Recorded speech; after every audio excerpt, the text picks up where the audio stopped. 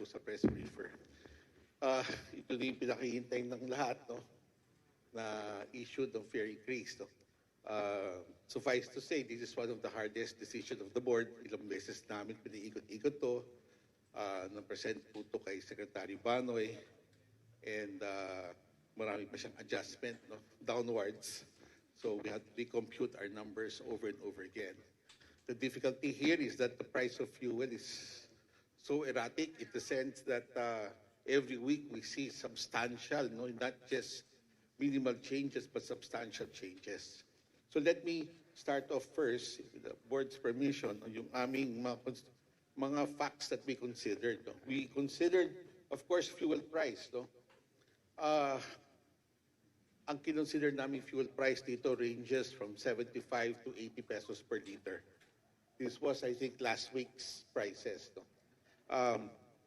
We also factored in the increase in spare parts costs na mga 14% upwards climb. No? But again, these numbers would have to be revalidated later on. No? Ang average increase ng spare parts and other maintenance costs is 14%. But one thing very telling that we also considered is the minimum wage increase, no? From 2022 to 2025. No? And we have noted an average increase of around 19% in minimum wage. All right. Of course, the other factors of consideration, we also punched it in depending on the mode of service. In the end, after considering all this, here are the following changes in transport fares. For PUJ, traditional PUJ, iakyat po natin yan, no, from 12 to 14 pesos. But if you remember, binigyan po natin ng 1 peso provisional noong 2023. So ang current rate nilang yun, 13. But we will now make it permanent at 14 pesos for the first 4 kilometers. That reflects an 8% jump in the base fare. Sa succeeding po, ang succeeding po ay 180, no? ang existing ng traditional PJ. Sinarado na po natin ng 2 pesos or a 20 centavo adjustment per kilometer after the first 4 kilometers. 20 centavos increase. So modern PUJ, it is 20% more than your traditional PUJ. So just to give you an example, Cubao Divisoria is a 10-kilometer run. No? Ang existing fare niyan is 23 pesos and 80 centavos. Now, because of these increases, yung new fare of a Divisoria o Cubao Divisoria run will be 26 pesos. Or that's roughly a 9% increase in transport fares. Sa metro buses, ito yung ordinary bus, metro. It starts off 13 pesos for the first 5 kilometers. Inakyat po natin yan to 15 pesos or a 2 peso jump for the first 5 kilometers. That's a 15% increase. Doon naman sa succeeding, from 2 pesos and 25 centavos, we granted a 24 centavo increase. They prayed for a little bit higher than that, no? But we just granted 24 centavos increase, or it went up 2 pesos and 49 centavos. That's a 10% jump. Yung aircon metro bus is 20% higher than that. So again, using that same model, to SM Fairview to Luzon Avenue, which is again a 10-kilometer run, ang current fare niyan is around 24 pesos and 25 centavos. Because of these adjustments, itong fare will go up to 27 centavos and 27 pesos and 45 centavos. That's a 13% increase. For provincial buses, which increase over the weekend, no, it's on the average a 35 centavo increase. No? That's roughly 14 to 16% increase. So kung ang Batangas route, which is 105 kilometers, ang existing fare niyan without the increase pa is around 200 pesos. Aakyat po yan ng mga 230 pesos because of the increase or a 15% jump. ordinary bus po yan. Ang aircon bus, from 220, akit po yan ng mga 257 pesos or a 16% jump. Ang Manila Baguio, which with existing fare niya is around 469, with the increase, akit po yan ng mga 542, which is a 15% jump. Okay. Okay. Ang isa po hong nag-file ho sa amin ay yung airport taxi, no? Ito po ay binigyan po natin from yung kanilang flag down rate right now is 75 pesos. Inakyat po natin ng 40 pesos yan. Or from 75 to 115. Ito po yung airport taxi. Hindi ito yung regular taxi natin. Airport taxi yan. So kung darating ka sa NAIA Terminal 3 at pupunta ka sa SM Megaball, no? On existing fare, that's around 229 pesos. But with the 40 peso adjustment, it will go up to 269 pesos, which is a 17% jump. Okay. The last one that we are supposed to decide is the TNVS. Ito yung mga Grab natin, mga InDrive, no? Okay. Doon sa base fare nila ngayon, which is 45 pesos, inakyat po natin ng 20 pesos or 65 pesos pag sedan. So pag AUV kasi, 55 pesos po yan, inakyat natin to 75.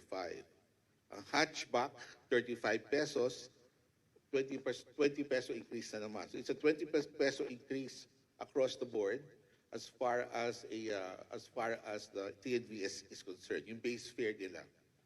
We also introduced the pick-up fare. If you remember, during the Christmas season, pinag-aralan namin yan, no?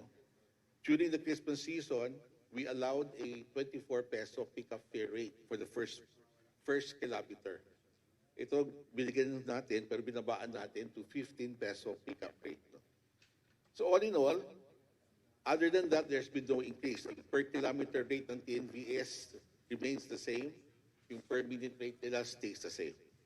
So, ang example po natin dito sa Gateway Mall, Cubao, papunta kang SM Masinag, no? Based on existing fares, you would be charged 255 pesos. Assuming you do not travel on a peak hour, no?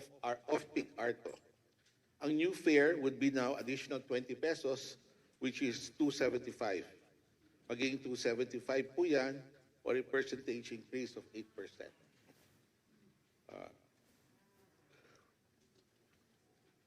Alright.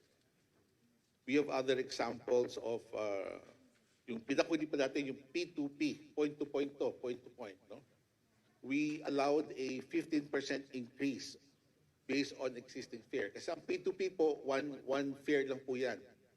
Regardless of where your destination is, no? Point-to-point po lang po yan. So we allowed a 15% fare increase, no? So yung Rotang Ortigas Makati, which normally charges 60 pesos, it will now be 69 pesos. Yung Naiya Clark, which is 400 pesos, it will now be 460 pesos, which is again a 15% increase.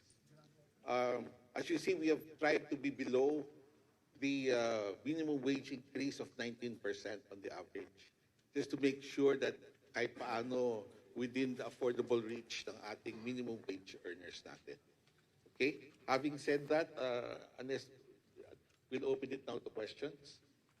Okay, this time, the board is now ready to take questions from the media. We remind the media to please limit your questions into two unless there are any further clarifications.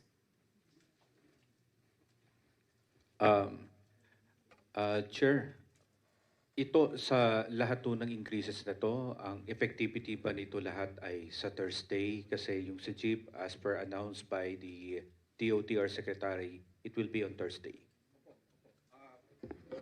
Opo, we will have to just publish it sa UP Law Center, correct?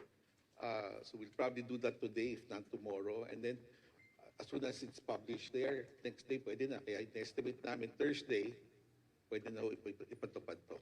Okay. So, lahat ba ng per adjustment na to ay fixed or under provisional lang lahat? And the moment the oil products prices goes down, babawiin ng LTFRB. Hindi ho, ito'y magiging permanent na puno to. No? When they get their, these are permanent decisions, when they get their fair guides, pwede na ho nila implement to kagad to. Okay. It becomes permanent siguro with June, no? Una, provisional lang po to. For how many, for how long? Well, makuha nila yung fair matrix nila next week, maging permanent na po yan. No? But they have until June to secure their fair matrices. Okay. So, binabanggit nyo na po yung per matrix. Laks na lang po sa akin na Chair, no? Pwede lang maningil yung like Opo. sa nakalipas, pwede lang maningil itong mga public transport the moment na may kopya na sila ng per matrix at nakapaskil ito sa mga sasakyan nila. Una, ang lalabas po natin parang fair guide. It's still a per kilometer adjustment. Magiging guide po dito. Oras na meron po sila dito, pwede na po sila maningil. Yung fair matrix lang, mas detalyado po yun eh. Which we are giving them until June to secure para maging permanent na po yung rates nila. Okay. Sir, good morning. Sir, clarification. So yung pong piso na para sa mga jeep, kasi medyo mas maraming sumasakay doon. So 13 naging 14, di ba? Opo. Ang provisional is the +1, no? The Opo. 14. Oo. That's going to be provisional until the rates of the oil prices are go down. Hindi na. Sa ngayon po, lahat po yan provisional. Sa ngayon po, as we speak right now, lahat po yan provisional. So pwede ho nila i-implement po kagad yan. Okay. Ang kondisyon is para maging permanente na itong mga fares na to is that they secure their fare matrix on or before June 2026. So sir, ibig sabihin, regardless of what's going to happen sa Middle East crisis, eto na yon. Well, I mean, kahit bumaba yung price ng oil, yan na yung pamasahe natin. depende ko sa pagbaba, no?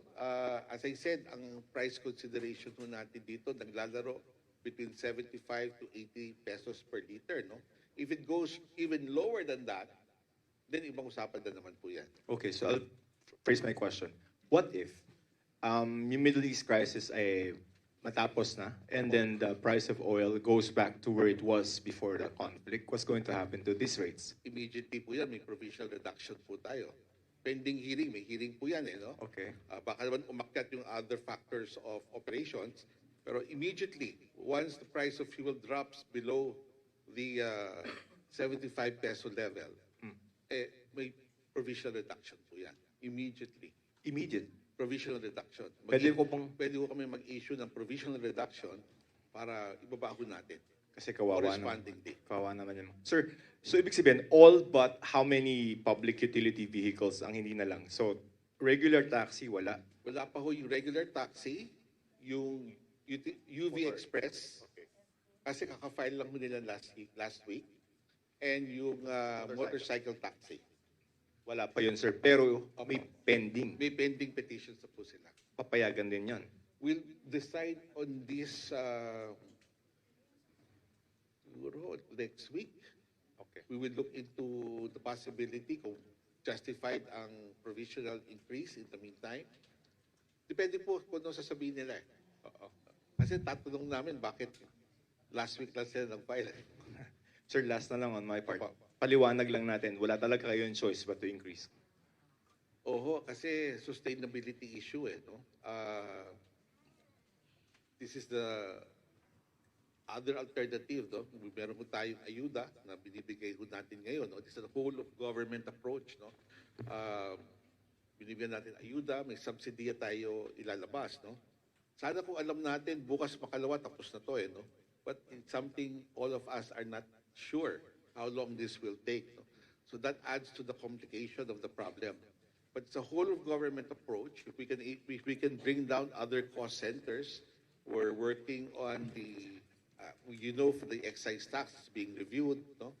The toll fees are being also brought down, no? Lahat po yan makaka-epekto in the long term. But for now, since these things are still in the works, no? Ito po ang pinaka-sustainable plan para tuloy-tuloy lang po ang takbo ng ating pampublikong sasakyan. And as you note, we have not increased it more than the increase of minimum wage. No? halos sinabayan lang natin yan. Alright po. Good morning po, gentlemen. Sir, kasi sinabi niyo po, ito pong provisional fare increase na to, ang kinonsider niyo po dito is yung 75 to 80 pesos na na per liter sa produktong petrolyo. What if po, kailan niyo ba i-consider na tumaas na siya ngayon ng 90 to 100 plus po? Well, if the application is filed with that as the consideration, panibagong hearing po yan. Pero possible din po na mas tumaas pa yung provisional fare hike kung i-consider po ito. Again, no, depende sa, I don't want to preempt any application to be filed with us. No? It's a balancing act. Kung mathematical act lang, I guess people will say, pag umakyat ng 100, pag umakyat ng 100, no, mathematically, pwedeng increase, no? Pero binabalanse natin yung kakayanan ng ating mga commuters to afford paying a higher price. So that's the balance that we have to make. Even if the cost goes up, no, it does not necessarily mean that the fares will also go up, because the balancing act would be what the commuters can afford. Last on my part po, Opo. sinabi po ng Piston, they're planning to file a 5 peso fare increase po by Thursday. Opo. Kailan po ito makakonsider and possible ba na makonsider ito as soon as possible po? Well, as soon as we do a lot of consultation, no, on a nationwide scale. No? So, yun po ang gagawin ho natin. Dadaan natin sa proseso to, magkakaroon ng public hearing, public consultation on a nationwide scale. Depende ho sa kabilisan ng pag-respond ho dito. No? But we will try kasi ayaw rin natin magtagal. No? We want to be able to address the petition as fast as we could also. Hindi ko lang masabi kasi yung depende rin sa opposition kung meron man, kung kailan sila makakapag-file ng kanilang opposition. Thank you. May we remind the media to please state your name and your news agency before delivering your question. Thank you.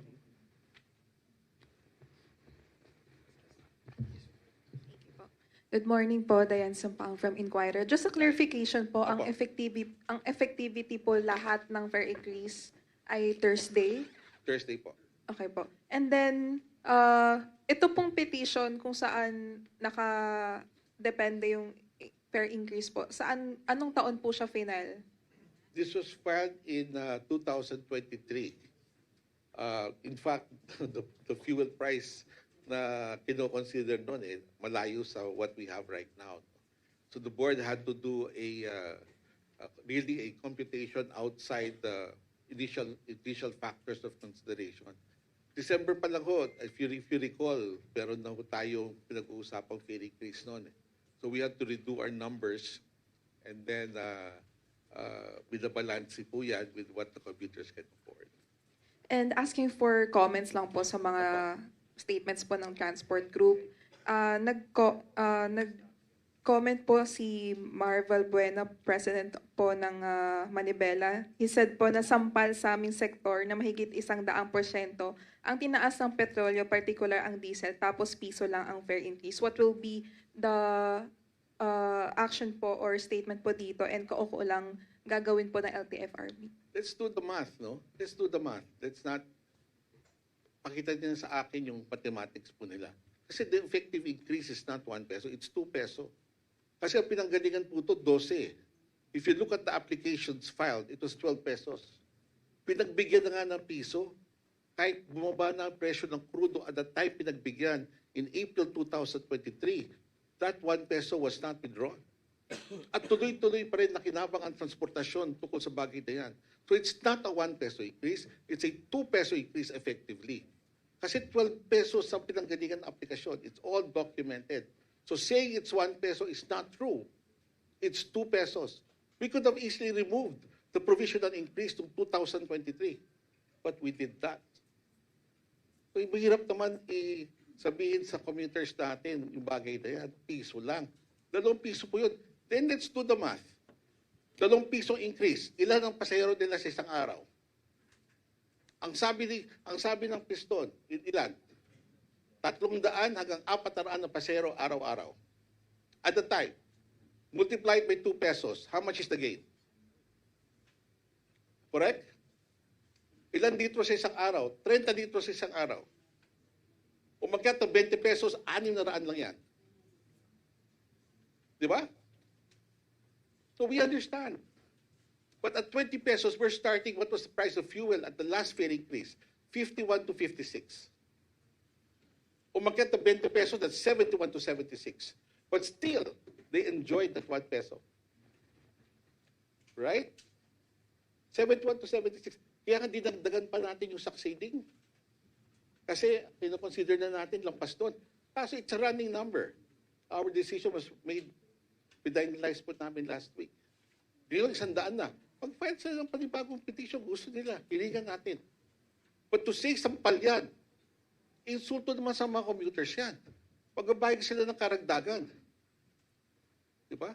This will effectively increase over 1,000 pesos. Kung titignan nyo, yung 2 piso plus yung 20 centavos, pag tumakbo ka ng 10 kilometro, so what I'm saying is that huwag naman natin malitan to. Diba? It's a whole of government approach. Kung akala nila they need more, then file it. But nag-file ba sila ng fare increase? Hindi. How can they claim something they did not even file? Yung mga petitioners are not saying that. Madaling magsabing sampal lang eh. Sampal ba ang 1,000 piso isang araw? I understand, umakyat po ang presyo ng krudo. More than 100 pesos. Hanggang kailan? Baka naman tumahimik na sa gera, biglang bumagsak yan. Gaya nangyari noong 2023. From a high of 80 pesos per liter, it dropped down. So what I'm saying is that it's a give and take thing. Babalansiin po natin to. That's why it's an all-of-government approach. Hindi lang naman to ang solusyon eh. It cannot just be transport fares. Kasi yung kakayanan ng ating mga pasahero, binabalansin po natin dyan. Hindi ko ba? Because Manibela did not file an application for fare increase. Siguro mag-file din sila. Kung akala nilang maliit pa to at kailangan natin dagdagan, we're open. Pwede mag-file eh. Diba? Last po on my end, may plano pong transport strike yung Piston on Thursday. Are you open po to discuss or conduct a dialogue with them po? Always po. We are always in touch with the leadership of Piston. Lahat naman yan kinakausap natin para maintindihan. Yung aming puso ay nasa kanila. If they only understand up to the last minute na pinag-uusapan ng board, kung paano pa natin mapipiga ang itong pamasahe na to para mas lalong makatulong sa ating mga transport operators and drivers. Pero alahanin nila, kung mawalan sila ng pasero, diba? Kung mawalan sila ng pasero, mas mahirap yun. So I think it's an all of government approach talaga. Yung ginagawa na ating presidente, yung tinitingnan yung excise tax, tinitingnan yung toll fees para dun sa mga iba pang klaseng pampublikong sasakyan. Diba? The other expenses tinitingnan natin. Diba? Yung paghuli ng yung mga colorum vehicles, tuloy-tuloy naman po yan. Subsidiya na binibigay. Unang-una na nga yung jeepney sector dyan. Driver ang bibigyan. Diba? 2 waves pa ho yan, sigurado na. Yung subsidiya, ay yung ayuda na binibigay na ang DSWD, meron pang subsidiya na ibibigay ng DOTR. So these are all put, we hope not one is enough. Tanggap naman natin yan, not one is enough. But sana, pag pinagdikit-dikit natin to, sana, kahit paano, maraos natin itong problemang to. And we are one with everybody, with the world siguro, no? Na matapos na itong gerang to. Kasi the longer it takes, the harder it is to sustain. Diba? Pero hindi po sampal itong fare increase na to. If you historically monitor the movement of jeepney fares for the last 20 years, this is one of the most liberal increases made by government.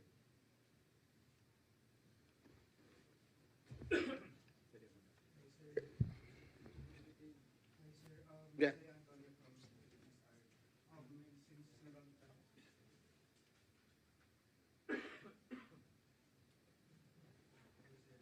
Just I have Philippine Store po, sir.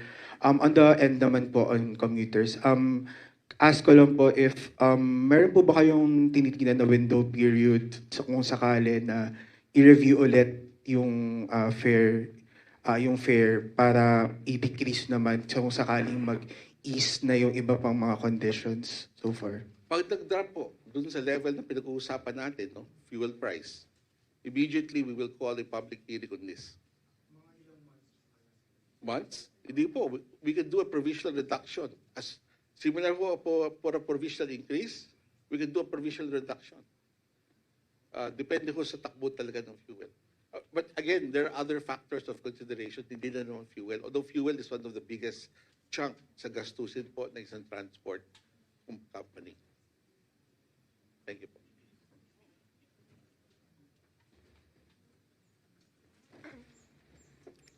Jillian Villanueva po, also from Inquirer. Siguro ask ko na lang po, Chair, if Yeah. may update po ba sa amount ng, on other matters, may update po ba on the amount of fuel subsidy na planong ibigay? Like, may ganun na po bang napag-usapan? Yung... Opo, may mga program of works kaming pinag-uusapan ngayon. Pero hindi pa ho pinal eh. No? Hindi pa ho pinal. But again, hindi lang ho bibigyan. Lahat ho, wala ang sinasabi, ang utos sa amin ni Secretary Banoy, walang maiiwanan. At yun din po ang salita ng ating presidente. No? Walang iiwanan sa problemang to, lahat po tutulungan. So if you will see our distribution, when we're ready, lalabas rin natin yun. No? Wala ho tayong hindi binigyan. No? Lahat ng driver, hindi ng operator, dati operator lang pinag-uusapan. Hindi po. Driver na po pinag-uusapan po dito kasi alam namin sila po sumasagot ng presyo ng crudo pagdating sa magay ng jeepney. No?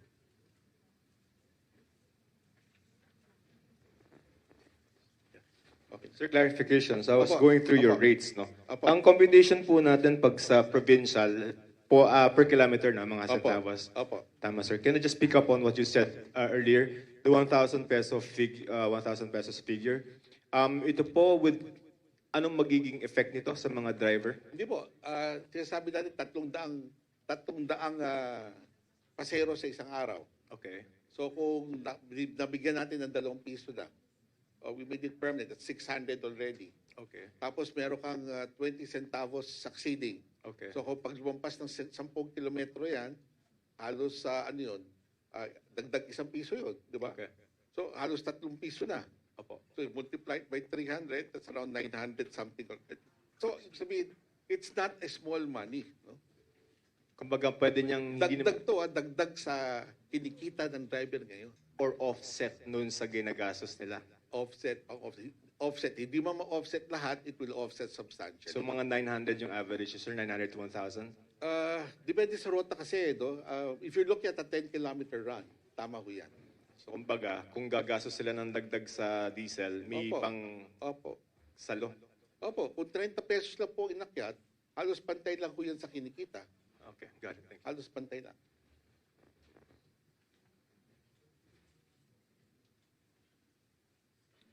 Siguro ang isang kailangan natin gawin maging mas episyente yung ating pagpapatakbo ng pampublikong sasakyan. No? Yung hindi lang pwede ikot ng ikot kasi sayang sa gasolina. So these things we will have to review. Take this as an opportunity to make our public transport more efficient. Okay na ho? We are good? Pero pa. Hi Sir, Ted Cordero po from GMA News Opo. Online. Nabanggit niyo po kanina yung automatic provisional reduction kapag bumaba na sa 75 per liter. Magkano po kaya yung provisional reduction? Hindi naman po automatic, no? We can issue a provisional reduction which will be effective as fast as we increase it also. Pero hindi po automatic in the sense that tawag dito, wala na kaming gagawin, no? Automatic po. Hindi po. We have to study the numbers again, issue a provisional reduction, no? Meron na po president yan In 2018, ganun po ang ginawa ng LTFRB board, a provisional reduction. So ganyan rin po ang gagawin natin oras na biglang bumaba ang presyo ng crudo. Okay. Chair, no? Opo. Lumipat lang ako dito. Okay. Kapatid ko ah. Oo nga. So wala pa yung kung magkano yung sa fuel subsidy last time, 5,000 sa jeepney, 5,000 sa modern jeepney, 1,500 sa tricycle, 1,000 pesos sa motorcycle taxi. So ngayon ba pwedeng magbago yon sa ibibigay natin na fuel subsidy? Magbabago talaga kasi last time ang binigyan yung operator. Mm, Ngayon ang bibigyan natin operator at driver. driver. So in that way mababago. Mm. So pero ang pinag-uusapan na lang natin ngayon, malinaw na pati super makakakuha. Opo. Presyo na lang ay kung magkano na lang. Opo. Mm. Bakit ngayon, Chair, sa mga nakalipas, kapag may fuel subsidy, wala nang fare increase, pero ngayon may fare increase na, meron pang fuel subsidy? Kasi ang laki. Ang laki ng inakyat eh. It went up so fast. No? Yung dati nating 50 pesos, ngayon halos dumoble na. Mm. Kaya na sinasabi natin, no? Masyadong mataas ang pagtaas. Hindi gaya ng dati, umakyat siya pero dahan-dahan lang. Di ba? Gradual increases. Pito, hindi. Parang rocket ship eh. Mm-mm. So in the same way also, we have to act appropriately. No? Kaya it's again, no, hindi lang isang solusyon na kailangan dito. It's a mixture of solutions. Subsidiya, ayuda, no? Iba pang tulong na mabibigay ng gobyerno. Malinaw rin ang salita ng ating presidente. Tingnan ko saan pa makakatipid, makakabawas sa gastusin ng ating mga stakeholders. Okay. So, last na ba kaya itong fare increase na to? Kasi by this week, yung diesel, papalo na ng mahigit 100 pesos. Last na ba kaya itong fare increase na to? Kasi most likely next week, ngayon pa lang sinasabi ng DOE, may pagtaas ulit. We will see, no? Kasi depende sa aplikasyon eh. We will act on the applications accordingly. Ayaw natin paunahan yung mga magpa-file. So we will process the applications as they come in. Gaya ng sabi ko, no, may tatlo pang pending ko sa amin. Tapos kung pagpa-file po ang piston, magiging 4 po yan. Okay. Thank you very much, ma'am. Okay, thank you so much. There is no other Alright. questions from the media. Okay, maraming pong salamat. Thank you po sa inyo lahat.